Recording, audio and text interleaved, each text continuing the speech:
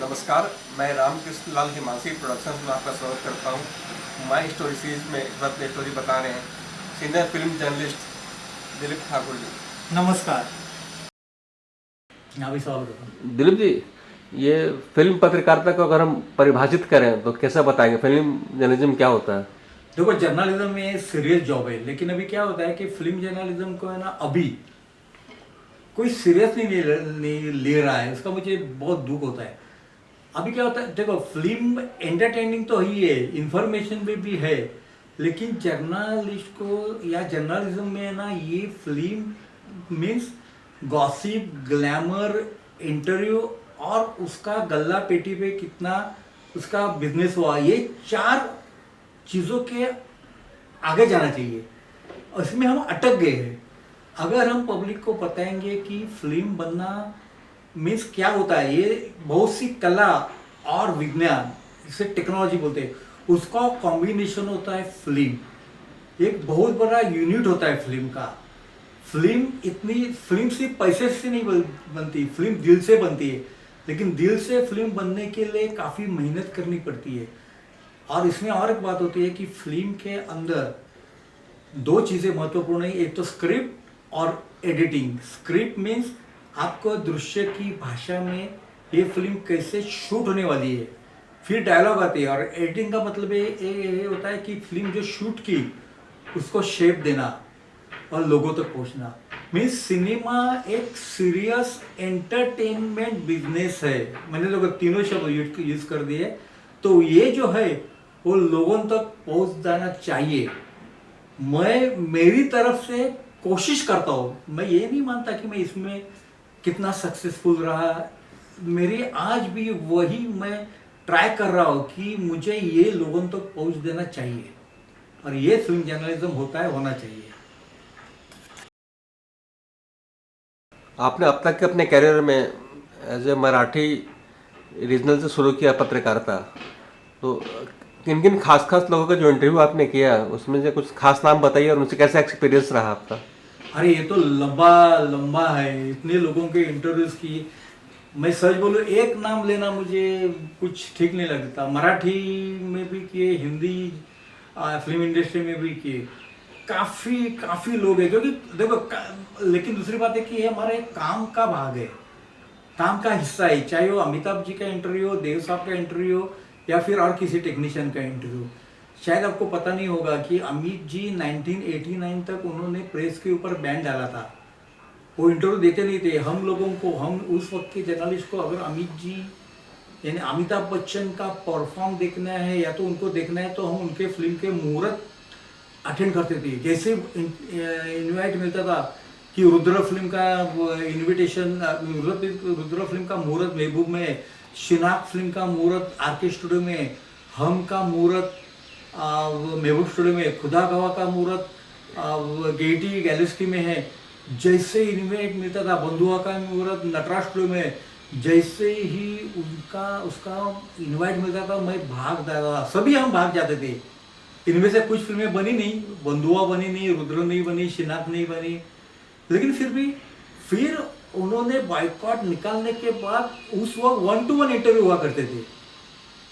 उससे क्या होता है कि हमारा भी कस, जिसे बोलते हैं मराठी में, कसौटी लांगड़े, ये भी हुआ करता था। तो फिर कहने का मतलब है कि किसी एक का नाम बताना मुझे ठीक नहीं लगता। और मैं अभी भी इंटरव्यू करता हूँ ना, क्या न जाने इसके अभी भी एक आध कोई अच्छा इंटरव्यू मैं ले सकता हूँ। पर्सनली किसी का कोई फेवरेट होता है? जैसे कोई पत्रकार बोलता है कि मेरा फेवरेट दिलीप कुमार, कोई बोलता है महमूद साहब, कोई बोलता है देवानंद।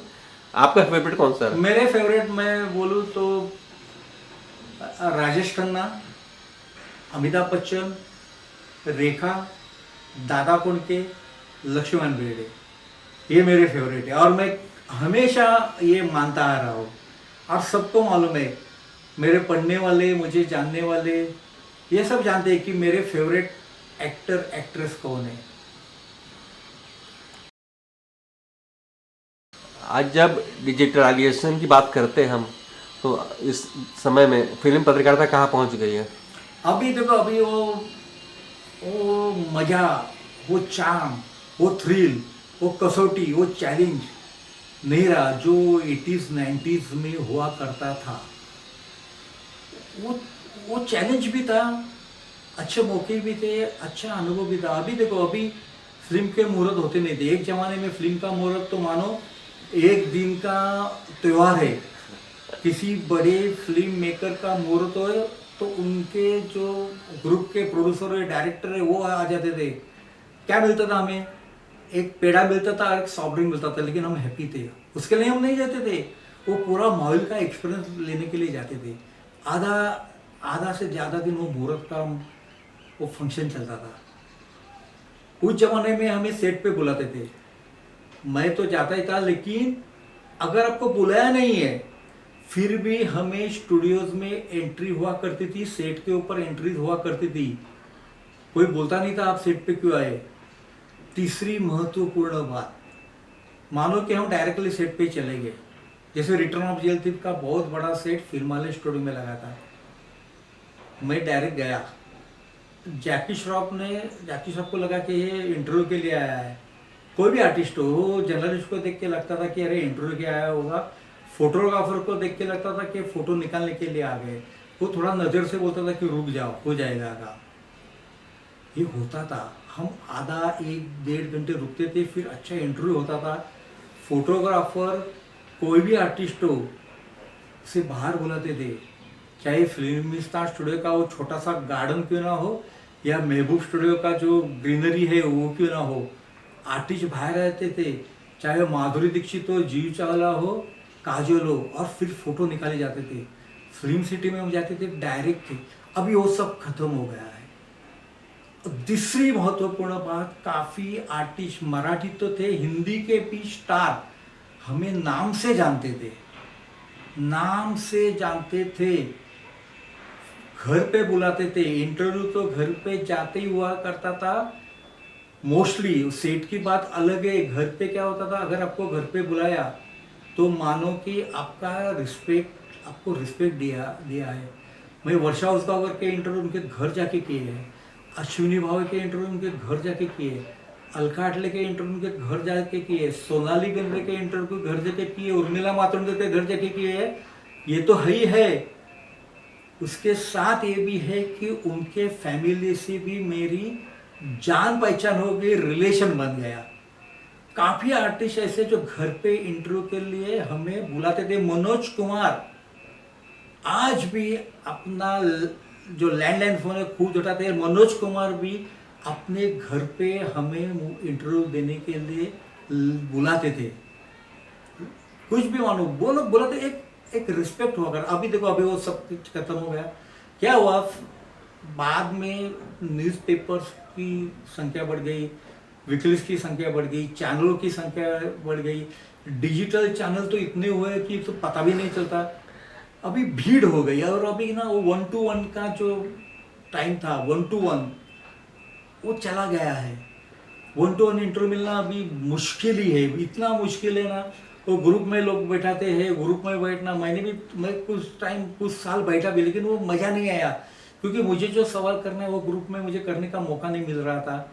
और वो मेरे सवाल अगर टेढ़ा हो तो पीआरओ ऐसा देखता है कि अरे उसने टेढ़ा सवाल किया, अरे ये क्या उसे पता है कि नहीं, ये होने लगा। और सब टाइम चला गया। अक्षय कुमार जब नया था, मुझे आज भी याद है, अजित घोष उसका काम संभालता था। अजित घोष अक्षय कुमार के घर या ऑफिस में छोड़ के चला जाता था, कोई भी नया हो। अजय देवगन नया था, मुझे आज भी याद है, राजा जो है, राजा गजा में से राजा उसका काम संभालता था। और फूल और कांटे के गाने मैंने सुमित प्रियो में देखे और सन एंड सैंड में पार्टी थी। मैं तो बहुत इंप्रेस हो गया था अजय देवगन का वो परफॉर्म देख के, एक गुंडा हीरो। तो मुझे गजा बोला तो बहुत, राजा बोला तो बहुत इंप्रेस हुआ है, उसका इंटरव्यू करना है। तो उन्होंने मुझे चंदन टॉकीज के सामने देवगन एंटरप्राइजेस का एडिट रूम था, वहां बोला जा तुझे अजय देवगन का इंटरव्यू मिलेगा। मैं और अजय देवगन सामने बैठ के इंटरव्यू कर रहे थे। ऋतिक रोशन नया था तो मुझे पाठक जी का फोन आया था, तो मैं ऋतिक रोशन का कविता बिल्डिंग में वो रहता था जू में, 1-to-1 इंटरव्यू। ये उस जमाने में 1-to-1 इंटरव्यू हुआ करते थे, अभी नहीं होता। और अभी आज का कोई भी स्टार पिछले 10, 12, 15 साल से कोई भी स्टार किसी को ये नहीं पूछता कि तू कौन से पेपर से आया है, कौन से चैनल से आया है, कौन से डिजिटल मीडिया से आया है, तेरा नाम क्या है, कितने साल से काम कर रहा है, कुछ नहीं पूछता। सिर्फ इंटरव्यू देता है, चला जाता है। और वो जो 1-to-1 का जो रिलेशन था या तो फिर बिटवीन द लाइन बातें, ऑफ द रिकॉर्ड बातें हुआ करती थी ना, वो सब खत्म हो गया अभी। इंटरव्यू तो अभी आर्टिस्ट बहुत देते हैं। मुझे बताओ कितने इंटरव्यू दिए जाते हैं, बहुत इंटरव्यू दिए जाते हैं, बहुत यानी बहुत, और हर शहर में जाके इंटरव्यू देते हैं। तो इसका जो रिजल्ट है ना, वो फिल्मों के बॉक्स ऑफिस पर दिखाई देता है क्या? सवाल है। पहले मीडिया कम था, सिर्फ प्रिंट मीडिया था। मराठी न्यूज़पेपर में मोस्टली फ्राइडे में फिल्म पेज आता था, उतना ही कवरेज हुआ करता था। और मराठी फिल्म के शूटिंग कवरेज के लिए हम कोल्हापुर जाते थे या फिर गोवा या पुणे जाते थे। वो कवरेज एक मराठी फिल्म को इतना हाइप देता था कि जितना आज अभी इतना इंटरव्यू देते हैं, इतना कुछ छपके आता है, पोस्टर्स आते हैं, फर्स्ट लुक आता है, ट्रेलर आते हैं, गाने आते हैं, कहाँ गया हो आज? बुरा लगता है। लेकिन देख, सबसे बड़ी बात है कि हमने अपना करियर तो बहुत अच्छी तरह से एंजॉय किया। हम पूरे के पूरे एक समाधान जिसे बोलते हैं मराठी में, सेटिस्फाइड है। तो अभी काम क्या होता है, क्यों नहीं होता, कैसे होता है, इससे हमें, मुझे लगता है इतना टेंशन नहीं लेना चाहिए। उससे हमें कुछ लेना देना है ही नहीं, और लेने देने से कुछ होने वाला नहीं है। हमने अपना काम तो बहुत किया। 40 के ऊपर किताबें मेरी आज मार्केट में है।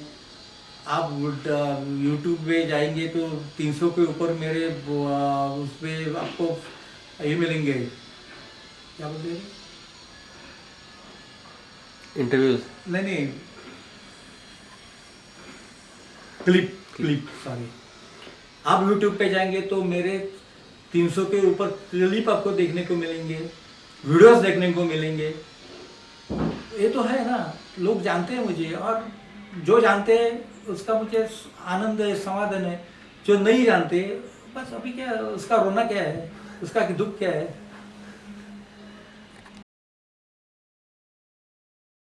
कुछ पुरानी यादें, पुराने दोस्तों के बारे में बताइए। देखो, पुराने दोस्त बहुत थे। मैंने थे शब्द यूज़ किया, उसमें से कुछ अभी है ही नहीं। जैसे कि मराठी जर्नलिज्म में मुझे तो सीनियर थे, जैसे कि इसाक मुजावर, वसंत भालेकर, शरद गुर्जर, इनकी बहुत याद आती है। मेरे साथ काम करने वाले में से अभिजीत देसाई, अभय परांजपे, ललिता तांबड़े अभी इस दुनिया में नहीं है, उनकी भी बहुत याद आती है।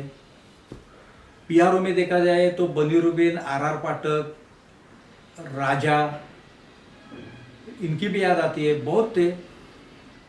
फिल्म वालों में से तो इतने लोग चले गए, बहुत याद आती है। कुछ क्या करेंगे फिर भी। अभी हाल ही में रमेश देव जी चले गए। रमेश देव जी, पूरा देव फैमिली से मेरा अच्छा रिलेशन था, है और आगे भी रहेगा। लेकिन रमेश देव जी भी अभी चले गए। ये तो चलता ही रहता है। करियर मैंने शुरू किया, एक स्टार, कोई जर्नलिस्ट, कोई फिल्म वाला, कोई पीआर, इस दुनिया से चले जा रहे। नाम लेंगे तो काफ़ी है। नज़दीक के जो थे वो चले गए, उसकी तो याद हमेशा आती है और हमेशा आती रहेगी। अभिजीत देसाई और अभय परांजपे के साथ तो फिल्मों के ऊपर मेरा इतनी बातें हुआ करती थी। हम फोन किसी भी वक्त एक दूसरे को फ़ोन करते थे, अब फिल्मों की बातें हो जाती है। और सबसे ज़्यादा याद मुझे आती है वो श्रीकांत जी ठाकरे, जिसे मैं पापा कहता हूँ। क्या हुआ कि मार्मिक में मैंने लिखना शुरू किया जब मैं कॉलेज में था। फिर मैं फील्ड में आया, फिर भी मार्मिक का मेरा लिखना शुरू रहा। सामना शुरू होने के बाद श्रीकांत जी प्रेस शो में आने लगे तो मैं उनके साथ ही था। तो उनके साथ काफ़ी फिल्में देखना, काफ़ी बातें करना, उनके घर जाना, उनसे एक रिलेशन बना। उनकी याद तो मुझे हमेशा आती है, हमेशा आती रहेगी। सबकी याद आती है और याद आनी भी चाहिए, क्योंकि हम इंसान हैं। फिल्म माहौल में हम बड़े हुए, लेकिन फिल्मी नहीं हुए। हमने हमारी इंसानियत हमारे साथ आज भी है, इसका हमें बहुत आनंद है।